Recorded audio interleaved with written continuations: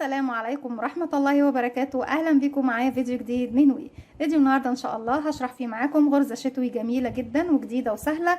غرزتنا فيها مراجعة لغرز كتير اشتغلناها مع بعض، وفيها مراجعة كمان خصوصا لأطوال الغرز، بداية من غرزة الحشو لغرزة النصف عمود وعمود بلفة وعمود بلفتين وعمود بثلاث لفات. طيب احنا كده قلنا هنستخدم ايه في الغرزة بتاعتنا من الغرز؟ هنستخدم السلسلة، غرزة الحشو، غرزة النصف عمود، العمود بلفة، عمود بلفتين، عمود بثلاث لفات. غرزتنا النهارده بتدينا شكل الموجه، ممكن نسميها غرزه الموجه او غرزه الزجزاج لان تشبه بردك الزجزاج، بس هي بصراحه هي اكتر بتديني شكل الموجه. هي طبعا بتكون من الغرز المفرغه، نقدر نستغلها في ايه يا رندا؟ تقدري تعملي منها كوفيه، او تقدري تعملي منها شال مستطيل، تقدري تعملي منها كمفروشات، ممكن تعملي مفرش سفره، مفرش سرير، نقدر نعمل منها بلوزه، نقدر ندخلها في فستان بيبي، نقدر نعمل منها حاجات كتير جدا. احنا اي حاجه ممكن نحب نعملها. الغرزه بتاعتنا سهله وبسيطه وممكن نستخدمها اكتر من استخدام. هنقول بسم الله الرحمن الرحيم. طبعا اول حاجه لازم نقولها هي عدد مضاعفات السلاسل بتاعتنا. سلاسل البدايه بتكون من مضاعفات رقم 8، نفضل نضاعف رقم 8 لغايه ما بنوصل للمقاس اللي محتاجينه، وبعد كده بزود سلسلتين. هنشتغل بخيط صوف متوسط السمك زي ما احنا شايفين. دي خيوط هيمالايا، ده هيمالايا بيبي لوكس مع إبرة رقم 3.5 ملم. هنقول بسم الله الرحمن الرحيم. هسيب مسافة من الخيط وهلف الخيط حلقة على الهواء بالشكل دوت. هدخل داخل الحلقة، هلف الخيط وهخرج. طرف الخيط بشده بقى في عقدة البداية. هنبتدي بقى نكون مجموعة من السلاسل أو سلسلة طويلة من مضاعفات رقم 8 معايا على الإبرة حلقة عشان نكون سلسلة. بلف الخيط وبخرج منها بسم الله كده. 1 2 3 4 5 6 7 8. أرجع تاني 1 2 3 4 5 6 7 8 وهكذا. بفضل أكرر 1 2 3 4 5 6 7 8. طيب كده عملنا مضاعفات رقم 8 3 مرات، وبإمكانك طبعا تعملي أكتر أو أقل زي ما انت حابة. في النهاية طبعا بعد ما بعمل المضاعفات بتاعتي بزود سلسلتين بسم الله كده. 1 2. السلسلتين بتوعي دول الاولانيين انا هسيبهم. طيب هنروح نشتغل ايه بقى؟ وهعتبرهم غرزة نصف عمود. غرزة نصف عمود هروح بقى الرقم 3 دول، السلسلتين دول هنسيبهم واروح لرقم 3 واشتغل غرزة نصف عمود. سوري، احنا الغرزة الاولى هنسيب السلسلتين ونشتغل غرزة نصف عمود في الرقم 3، لان السلسلة اللي تحت دي هتكون مكان الغرزة اللي احنا رفعنا فيها السلسلة، وهيكون اول فراغين دول المفروض ان هما مكان غرزة الحشو الاولى، لان احنا بنبتدي بحشو نصف عمود، عمود بلفة، عمود بلفتين، عمود بثلاث لفات، وارجع تاني انزل للمقاسات الاقل اللي هي عمود بلفتين، عمود بلفة، نصف عمود، حشو، وهكذا. يبقى هنسيب سلسلتين وبنعتبرهم غرزة حشو، او بسيب سلسلة وبشتغل غرزة حشو في الفراغ الاول، ايا كان بقى زي ما انتوا حابين. كده عندي حشو. الغرزة اللي بعدها غرزة نصف عمود، بيكون عندي على الإبرة حلقة، بلف الخيط بيبقوا حلقتين، هدخل في الفراغ اللي بعده ألف الخيط وأخرج. معايا كده 3 حلقات بلف الخيط وأخرج منهم هما التلاتة. بعمل غرزة نصف عمود، هاف دبل كروشيه.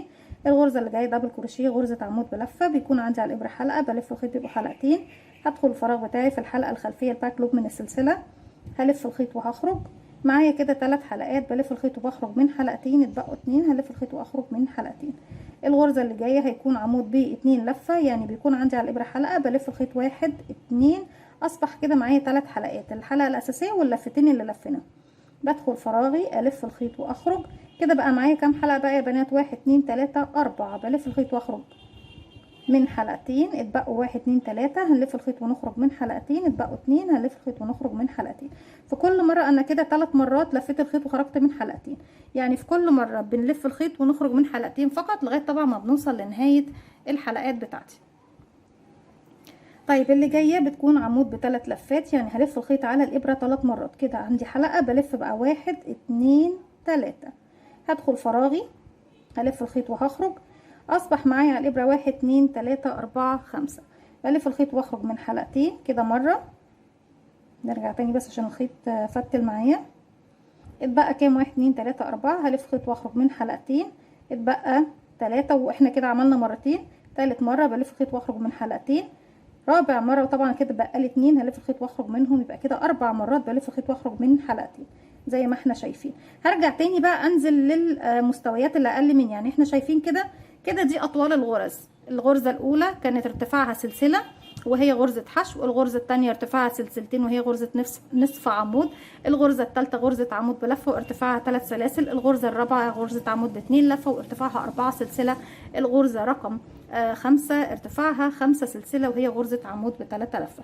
هرجع تاني بقى اعمل عمود ب2 لفة، يبقى كده 1 2 وادخل الفراغ اللي بعده واكمل العمود بتاعي، اخرج من حلقتين، الف خيط واخرج من حلقتين، الف خيط واخرج من حلقتين، عمود بلفة واحدة، يبقى لفة واحدة على الابرة ونخش نعمل عمود بلفة.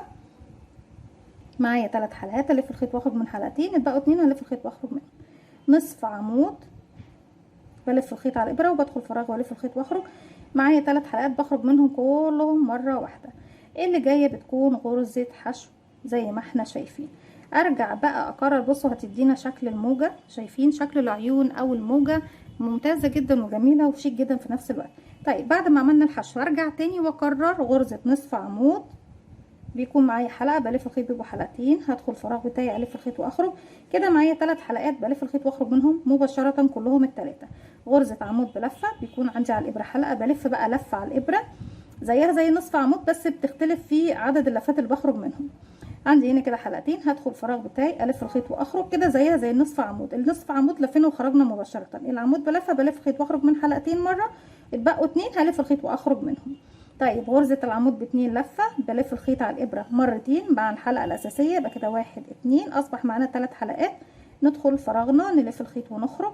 معايا كده 4 حلقات بلف الخيط واخرج من حلقتين، الف الخيط واخرج من حلقتين، الف الخيط واخرج من حلقتين، بفضل الف الخيط واخرج من حلقتين لغايه ما اخلص الغرزه بتاعتي. الغرزه اللي جايه عمود ب3 لفه، يبقى كده 1 2 3 مرات بلف الخيط على الابره، بدخل فراغي واخرج. معايا 5 حلقات على الابره، الف الخيط واخرج من حلقتين، الف الخيط واخرج من حلقتين، الف الخيط واخرج من حلقتين، الف الخيط واخرج من حلقتين، 4 مرات بلف الخيط واخرج من حلقتين. نرجع تاني نقلل بقى الارتفاع بتاعي، يبقى نرجع تاني لغرزه عمود ب2 لفه،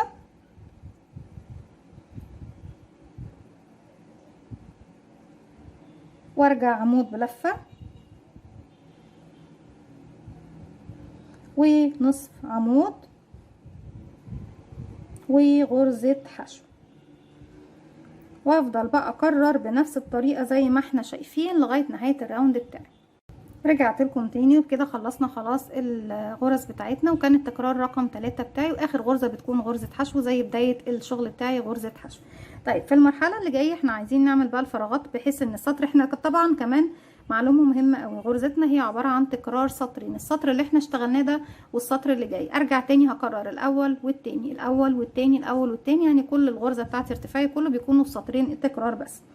المرحلة دي بشتغل غرزة في البداية كده بيكون عندي غرزة عمود ب3 لفات وبعد منه 3 سلاسل، اذا المجموع كله على بعضه هيكون 8 سلسلة، 1 2 3 4 5 وبعتبرهم عمود ب3 لفة، وبعد كده 1 2 3، يبقى كده عندي 8 سلاسل. بلف بقى شغل الناحية التانية. انا عندي هنا طبعا الغرزة الكبيرة اللي في المنتصف اهي العمود ب3 لفات، احنا طبعا الغرزة الاولى دي كانت الحشو، نصف عمود، عمود بلفة، عمود بلفتين، في العمود بمكان العمود ب3 لفة بدخل وبشتغل ايه غرزة حشو بالشكل ده اهو، بيكون طبعا شكل الراوند بتاعي. طيب ارجع اخد 7 سلسلة، 1 2 3 4 5 6 7، وهسيب بقى كل الفراغات دي كلها لغاية ما اوصل للعمود طبعا اللي هو ايه في المنتصف بتاعي، عمود ب3 لفة، اشغل فوقيه غرزة حشو، 1 2 3 4 5 6 7، ونروح طبعا انا عندي هنا العمود ب3 لفة اهو اللي في المنتصف، بشغل فوقيه غرزة حشو. في النهاية خالص طبعا بنرتفع 1 2 3، وفوق غرزة الحشو الأخيرة بروح أشتغل 1 2 3 لفات، عمود ب3 لفات فوق آخر غرزة موجودة عندي في الراوند.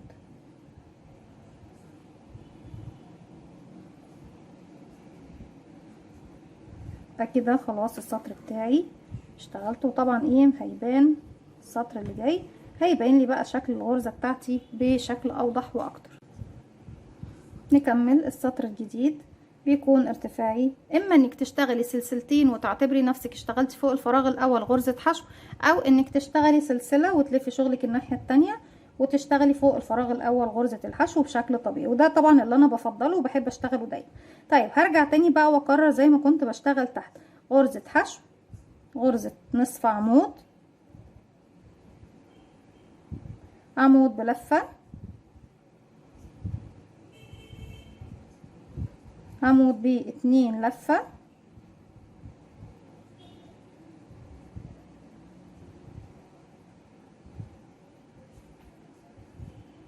عمود بتلاتة لفة، بيكون طبعا فوق غرزة الحشو اللي في المنتصف دي.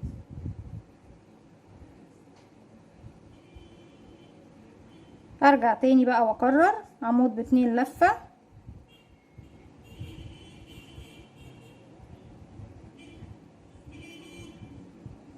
بدخل في الحلقة الخلفية من السلاسل، عمود بلفة واحدة، غرزة نصف عمود، غرزة حشو. بصوا تبتدي بقى ايه شكل الغرزة بتاعي، ياخد نفس الشكل اللي تحت هو بس هتدينا بقى شكل ايه الموجة اللي تحت. هنا موجة اهي وموجة في النص فاضية، يعني موجة مليانة وموجة فاضية، موجة مليانة وموجة فارغة. بعد كده هكمل تاني بقى غرزة نصف عمود، غرزة عمود بلفة واحدة، عمود باتنين لفة، عمود بتلاتة لفة،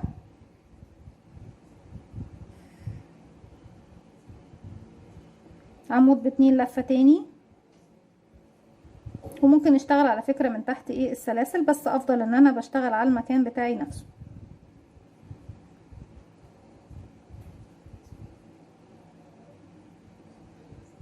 عمود بلفة،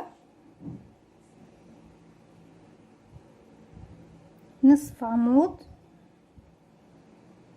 غرزة حشو، وافضل بقى اكرر لغاية نهاية الراوند بتاعي بنفس الطريقة زي ما احنا شايفين اهو. نفس التكرار بتاعي: غرزة نصف عمود، غرزة عمود بلفة، غرزة عمود باتنين لفة بتلاتة لفة، نرجع تاني اتنين لفة واحد لفة، نصف عمود حشو، وهكذا طبعا لغاية نهاية الراوند. في نهاية الراوند هتبصوا تلاقوا عندكم في السلسلة رقم 5 من فوق، طبعا بنعد 1 2 3 4 5، نشغل غرزة حشو. هكمل وارجع لكم. رجعت لكم تاني وكده خلص السطر بتاعي رقم 3، وهو كان تكرار للسطر رقم 1. السطر اللي جاي هيكون تكرار رقم 2، اللي بعده 1 2 1 2 1 2، وهكذا طبعا لغايه ما بوصل الى نهايه الشغل بتاعي زي ما انا حابه. والشغل بيكون شكله حلو جدا وجميل زي ما احنا شايفين. صحيح شكلها حلو وشكلها غريب، يعني ان هي بتدينا شكل الموجه مره مفرغه ومره مليانه، لكن باستخدام اطوال الغرز اللي هي طبعا غرزه الحشو وغرزه النصف عمود وغرزه العمود بلفه ولفتين وثلاثه، وهكذا. ازاي بنعرف طبعا نطول بالغرزه بتاعتي وارجع تاني انزل بالطول، وهكذا بتدينا بقى شكل الموجه اللي احنا شايفينه دوت. دي كانت فكره الفيديو بتاعي النهارده، او فكره غرزتي النهارده. اتمنى يا رب ان هي تنول اعجابكم. ما تنسوش لو عجبكم الفيديو تعملوا لي لايك وشير وسبسكرايب، واستنوني فيديو جديد من وي، وفعلوا زرار الجرس عشان يوصلكم مني كل جديد. السلام عليكم ورحمه الله وبركاته.